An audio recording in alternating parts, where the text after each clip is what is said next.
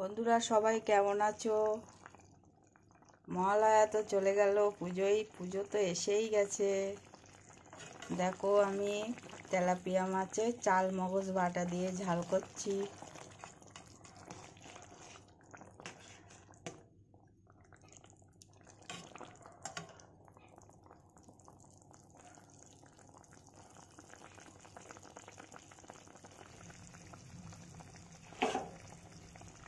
এই যে সে চাল মগজ বাটা এই দিয়ে দিচ্ছি।